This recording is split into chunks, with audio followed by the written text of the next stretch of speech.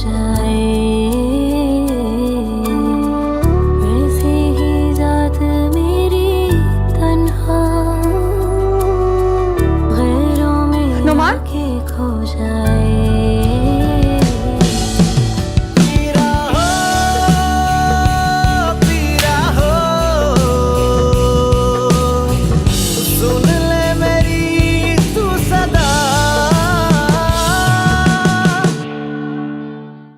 मैं अपनी ये रिंग और चेन बेच दूंगी। तो दिन में मेरी गुड़िया कितनी बड़ी हो गई, कितनी समझदारी की बातें कर रही है। जी कल शाम को आऊंगी, अभी मैं जरा किराए पे मकान देखने जा रही थी। तुम भी ना बाज नहीं आओगी अपनी जिद से। खैर जैसे तुम्हारी मर्जी। बस बीबी, जितना उसको पढ़ना था ना बस पढ़ लिया। और वैसे भी आजकल का तुम माहौल देख रही हो, उस माहौल का असर हमारी बच्ची पे बहुत ज्यादा हो रहा है, मैं देख रही हूँ। सुन ले मेरी तू सदा। मिल गया मेरा वकार। तुम लेकर क्यों नहीं आए? तुम उसको साथ तो लेते आते। अम्मी उनका पता भी चल गया है, उनसे मुलाकात भी हुई, काफी देर तक बात भी होती रही मुझसे मेरी। बेटे तुम उसको अपने साथ क्यों नहीं लाए? तुमने उसको ये क्यों नहीं बताया कि उसकी माँ उससे मिलने के लिए तड़प रही है? अम्मा पहले आप मेरी बात तसल्ली से सुन लें। उन्होंने अपनी दोनों बेटियों की शादी कर दी है। वकार की 2 बेटियां हैं? जब वो आखिरी बार मुझसे मिलने आया था तो उसकी तो एक ही बेटी थी। जी उनकी 2 बेटियां हैं और उन्होंने दोनों की शादी कर दी है। अच्छा, कह रहे थे भाई कि दोनों बेटियों की शादी में बहुत परेशानी का सामना करना पड़ा। हर कोई मेरे खानदान से मिलना चाह रहा था और मैं खानदान कहां से लेके आता। मेरे बेटे ने कितने दुख उठाए, कितने दुख उठाए, मैं उसके पास थी भी नहीं। सही कह रही हैं आप, लेकिन जब भाई ने देखा कि उनकी वजह से उनकी औलाद को दुख उठाने पड़ रहे हैं तो उन्होंने एक झूठ बोला। झूठ? कैसा झूठ?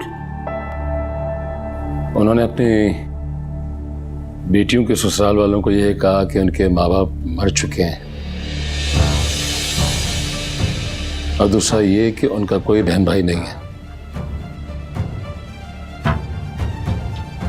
अम्मा मैं समझ सकता हूं कि ये सब कुछ सुन के आपके दिल पे क्या गुजरी है, आपको तकलीफ हो रही है, लेकिन भाई की मजबूरी थी। अपनी बेटियों का घर बसाने के लिए उन्हें सब कुछ करना पड़ा, ऐसा कहना पड़ा। वकार ने ऐसा कहा? क्या वाकई उसने कहा कि उसके माँ बाप मर चुके? जी अम्मा, तभी तो उनकी बेटियों की शादी हुई है। अब अगर हम उनसे ताल्लुक रखते हैं तो उनकी बेटियों का घर बर्बाद हो जाएगा, उनका झूठ घुल जाएगा। इसलिए उन्होंने साफ साफ कह दिया कि हमसे कोई ताल्लुक नहीं रखना चाहते, हम उनके लिए मर चुके हैं।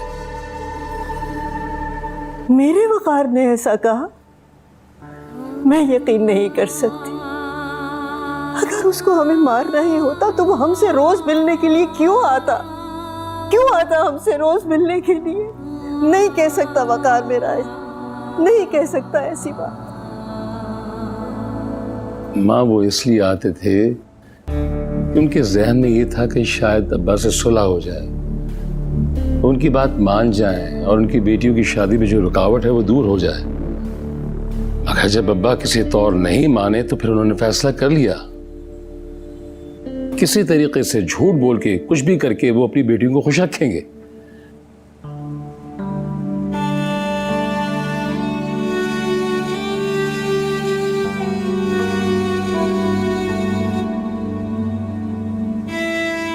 और मैंने भी तो उसे दरवाजे से लौटा दिया था अजनबी कहकर। शायद उसी वक्त उसकी आखिरी आस भी टूट गई, मगर फिर जीते जी हमें मार नहीं सकता। अम्मा प्लीज अब इस गम को मजीद अपने दिल से ना लगाएं। अपने दिल को तसल्ली दें कि अगर भाई दूर भी हैं तो उनकी बेटियों का घर बसा हुआ है, वो खुश हैं। आप उन्हें खुश देखना चाहती हैं ना, भूल जाएं तमाम पुराने किस्सों को। मेरे बच्चे हैं ना, आप उन पे ध्यान दें, उनके लिए रिश्ते तलाश करें, उनकी शादियां करें। क्यों नायला? हाँ जी जी बिल्कुल। अम्मा नहीं करें ना ऐसा, हाँ? हम हैं ना आपके साथ।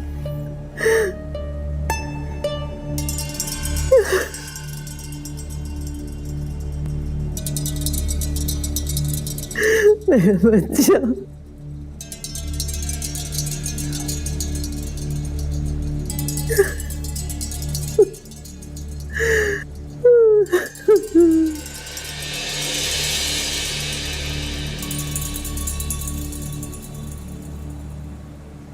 तुम एक काम करो, तुम सारी डिटेल्स जमा करो, मैं फैक्ट्री यारों में देखता हूँ।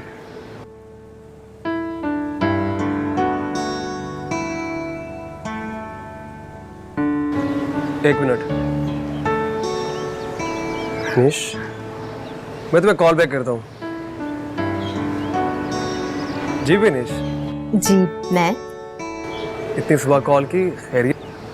क्यों, मैं आपको कॉल नहीं कर सकती? नहीं नहीं, दरअसल वो बात नहीं है, मुझे उम्मीद नहीं थी कि तुम मुझे कॉल करोगी। वो मैंने आपकी दादा की डेथ का सुना तो बहुत अफसोस हुआ। शुक्रिया पूछने के लिए। आप कैसी हैं? मैं ठीक, अल्लाह का करम। आप कैसे हैं? मेरे हालात कुछ ठीक नहीं है। क्यों, क्या हुआ? बस कुछ हो गया है, दिल काबू में नहीं है। मैं समझी नहीं। समझने के लिए आपको मुझसे मिलना पड़ेगा, तो कल मिलें? जी जी ठीक है, अल्लाह हाफ़िज़।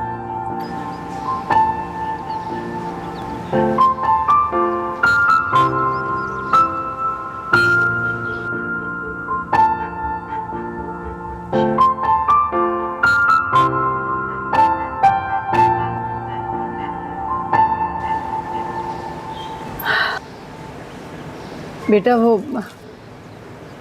दूध पत्ती चीनी है इसमें, और अंडे, डबल रोटी और बिस्किट्स के पैकेट हैं। कल सब्जी वाला आएगा ना तो सब्जी भी ले लेंगे। अच्छा नहीं लगता बेटा हम तुम लोगों पे बोझ बने हुए। अरे नहीं नहीं आंटी, ऐसी बात नहीं है। अब मैं भी क्या करूं, कमाने वाला एक और महंगाई कितनी है आपको पता है। समझ सकती हूँ। वो तुमसे एक दरख्वास्त करनी थी। अरे आंटी, एक क्या दो बोले? वो हमें यहाँ कुछ दिन रहने की और मोहलत देनी पड़ेगी। क्या?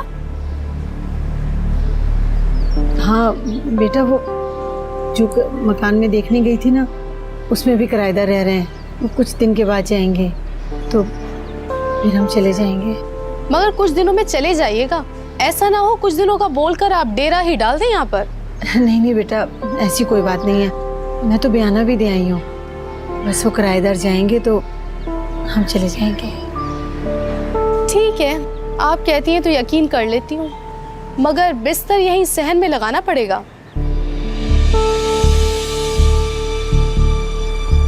ठीक है।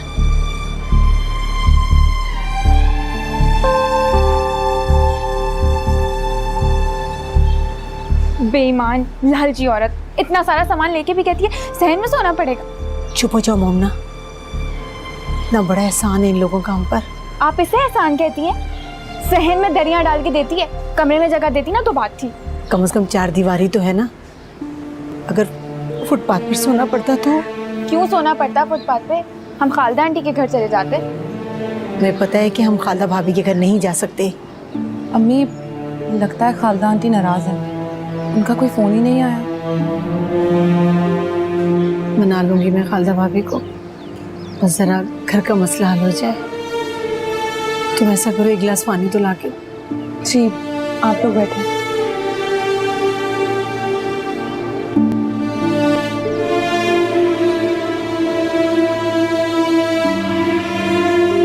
वासिफ क्या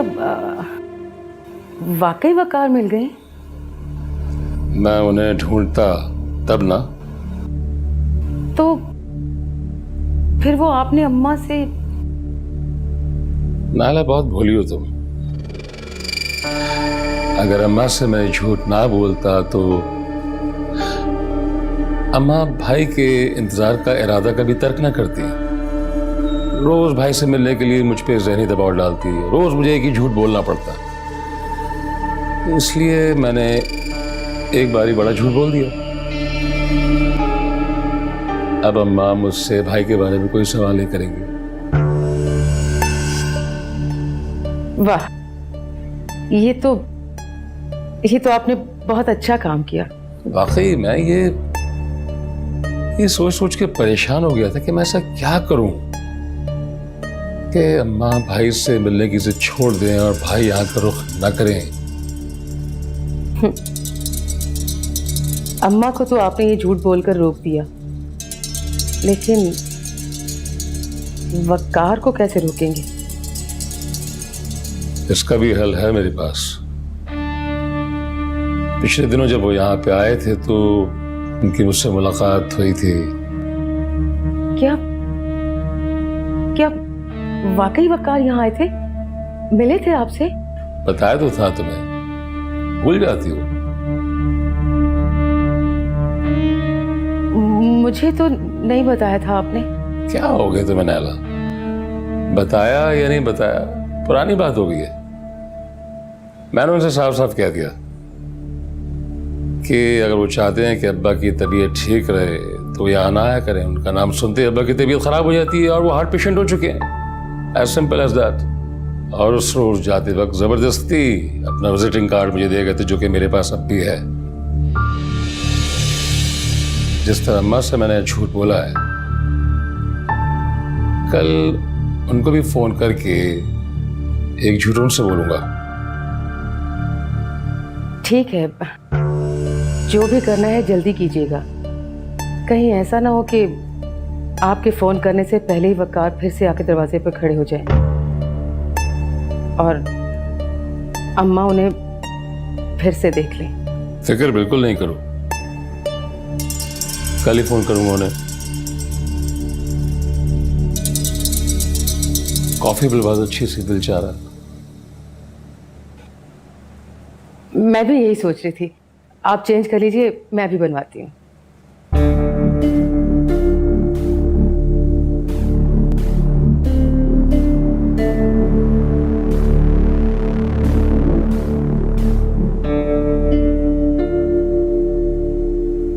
बॉस, मैं आज सारा दिन वहीं था मगर मुझे कोई नजर ही नहीं आया। मोहल्ले पड़ोस में भी बिल्कुल सन्नाटा छाया हुआ था। तुम्हें यकीन है वो लोग पड़ोस में ही हैं? हाँ हाँ बॉस, मैंने खुद देखा था उन्हें। मोहल्ले वालों से भी पूछा था। राजा, ये काम आज हो जाना चाहिए था। मैंने उससे शाम तक का टाइम दिया था। अब वो थोड़ी देर में फोन करके मुझे धमकियां देना शुरू कर देगी। आप एक बालिश भर की लड़की की धमकियों से डर रहे हैं बॉस? तुम्हें अच्छी तरह से पता है कि अगर ये बात कोर्ट में चली गई तो अगले पिछले सारे केसेस खुल जाएंगे और मैं बर्बाद हो जाऊंगा। चले, आप परेशान ना हो, मैं फिर जाता। रहने दो। जब वो लोग दिन की रोशनी में नजर नहीं आए तो रात को क्या खाक निकलेंगे? बॉस, अभी तो चारों तरफ रोशनी ही रोशनी है। रहने दो, तुम जब तक वहां पहुंचोगे अंधेरा हो जाएगा। मैं कोई ना कोई बहाना कर देता हूं उसे, लेकिन ये काम कल हर हाल में हो जाना चाहिए। चले, आप फिक्र ना करें, कल आपका काम करके ही आपके सामने आऊंगा। देखो, अगर ये कल काम नहीं हुआ तो हम परेशान हो जाएंगे। हो जाएगा, हो जाएगा, वादा है राजा का। अल्लाह का लाख लाख शुक्र है बेटा, अल्लाह ने तुम्हें एक अच्छा और कदर करने वाला ख़ानदान दिया। कितना ख्याल रखती है खालदा भाभी हमारा। बार बार फ़ोन करके खैरियत पूछती और घर आने का भी कह रही थी। वो बस मोहब्बत में ही नाराज़ हो गई हैं। आप ये फिक्र छोड़ें अम्मी, अल्लाह सब कुछ बेहतर करेगी। आप बस थोड़ा सा आराम कर लें, बहुत थकी हुई लग रही है। अरे, ये मेरी बोलने वाली मैना आज इतनी चुप क्यों है?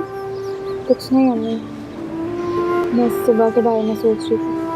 जॉब ढूंढने जाना है और कपड़े इतने गंदे हो रहे हैं, कोई दूसरे कपड़े हैं भी नहीं, क्या होगा? अब तो शन्नू भाभी से ले लो ना, मैं तुम्हारा ये जोड़ा धोकर डाल देती हूँ। देर ना जाए, दम ना निकल जाए। अच्छा ऐसा करो कि तुम रईसा खाला से बात करो, रात ही तो गुजारनी है उन कपड़ों में। हाँ ये ठीक रहेगा।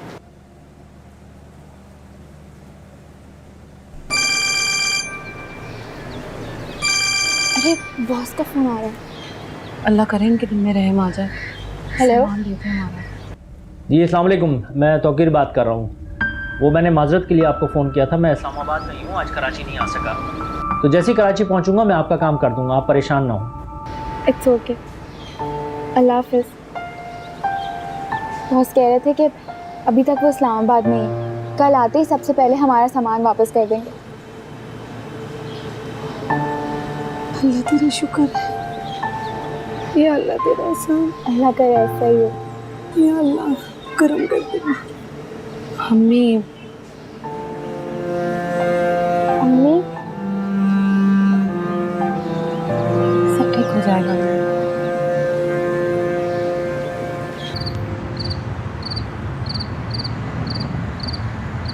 दादी जान, आप अपने यकीन को मरने मत दें, बल्कि इसे अपनी ताकत बनाएं। फिर देखें यही ताकत आपको ताया और इसके बच्चों से मिलवाएगी। आप देख लीजिएगा इंशाल्लाह। हाँ बेटा, मुझे यकीन है कि मेरा वकार मेरे बारे में ऐसी बात नहीं कह सकता। हो सकता है दादी जान के बाबा को सुनने में कोई गलती हुई हो। कहीं ऐसा तो नहीं है कि वासिफ वकार की तरफ से मेरा ध्यान हटाने की कोशिश कर रहा? दादी जान, जो कोई कहता है उसे कहने दें। आप सिर्फ अपने यकीन के साथ जुड़ी रहें और इसी तरह दुआएं मांगती रहें। मुझे पूरा भरोसा है कि अल्लाह आपकी मदद जरूर करेगा।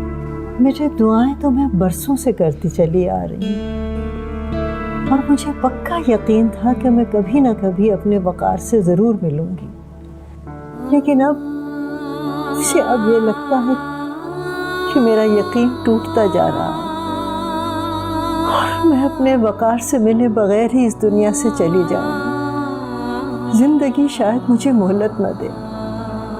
ऐसा ना कहें दादी जान, अल्लाह आपको सलामत रखे। आप हैं तो हम हैं, अगर खुदा ना खास्ता आप नहीं तो ये घर उजड़ जाएगा।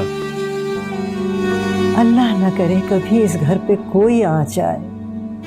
मेरी तो दुआ है कि ये घर हमेशा शाद व आबाद रहे। लेकिन बेटा, हमेशा के लिए तो कोई भी इस दुनिया में नहीं रहता और अब तुम्हारे दादा के बाद मेरी बारी, और अब तो मुझे ऐसा लगने लगा है कि मैं वकार से मिलने की हसरत लिए ही इस दुनिया से चली जाऊंगी। ऐसी बातें मत करें दादी जान। मुझे किसी और का तो नहीं पता, लेकिन दादी जान मैं तो कभी ऐसा सोच भी नहीं सकता। मेरे तो दिल बैठने लगता है। और दादी जान, अब आज से ये जिम्मेदारी आप मुझे दे दें। मैं ढूंढ के लाऊंगा ताया जान को, क्योंकि दादी जान मैं आपको इस तरह मायूस और अफसरदा नहीं देख सकता। मैं जानता हूँ दादी जान, जिस दिन ताया जी मिल गए ना, उस दिन आपको एक नई जिंदगी मिल जाएगी। हाँ, जीते रहो बेटा। अच्छा, तो आप अपनी अम्मी के साथ अकेली रहती हैं? जी, हम 3 बहन भाई हैं। बाजी की शादी हो गई, उसके बाद अब्बू की डेथ हो गई, फिर भाई ने भी शादी कर ली और वो भाभी के कहने पर हमसे अलग हो गए। Very sad. इसीलिए मुझे जॉब करनी पड़ी। हमारा 2 कमरों का फ्लैट है। मेरी जॉब की वजह से हमारा अच्छा गुजारा हो जाता है। That's very good. तो इसका मतलब है आप अपनी अम्मी की बेटी भी हैं और बेटा भी। लेकिन अम्मी मुझे बेटा मानने को तैयार ही नहीं है। जब देखो मुझे घर से निकालने की फिक्र में लगी रहती है। क्या मतलब? मतलब ये कि उन्हें मेरी शादी की फिक्र लगी रहती है। अब तो उन्होंने रिश्ते वाली से भी राब्ता कर लिया है ताकि जल्द से जल्द रिश्ता मिले और मुझे खुद से दूर कर दें। मगर मैं शादी नहीं करना चाहती। और वो क्यों? क्योंकि मैं अपनी अम्मी को तन्हा नहीं छोड़ सकती और शादी के बाद मैं उन्हें अपने साथ नहीं रख सकती। कोई ससुराल, कोई शौहर मुझे इस बात की इजाजत नहीं देगा कि शादी के बाद मेरी अम्मी मेरे साथ रहे। और ऐसा हो गया तो? तब तो मौजा ही होगा मेरे लिए। तो समझे मौजा हो गया। क्या मतलब? मतलब छोड़े, अभी मुझे काफी भूख लगी। आप खाना ऑर्डर करें। डिनर आप ही ऑर्डर कर लीजिए ना। नहीं, आज खाना आपने ऑर्डर करना जो आप चाहें, ठीक है? एक्सक्यूज मी,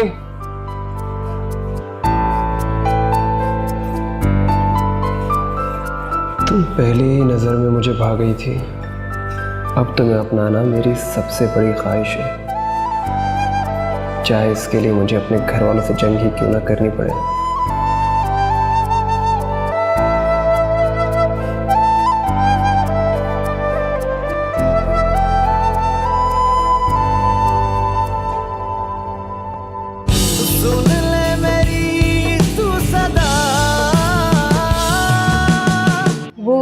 मैं तुमसे यही कहने के लिए आई थी कि तुम जल्द से जल्द अपना इंतजाम कर लो। वो शन्नू कह रही थी कि उसने थोड़ा ही टाइम दिया है। तुम्हारे बाबा ऐसा नहीं सोचते। हाँ, तुम्हारे दादा की सोच ज़रूर ऐसी थी। बस ख़ानदान ज़रा शरीफ होना चाहिए। मामा, ख़ानदान बिल्कुल शरीफ है, मगर जायदाद और बैंक बैलेंस हमारे जितना नहीं। बात सुनिए। कहिए। चलो। ये क्या कर रही हो? गोली मारो। अम्मी, बचाओ।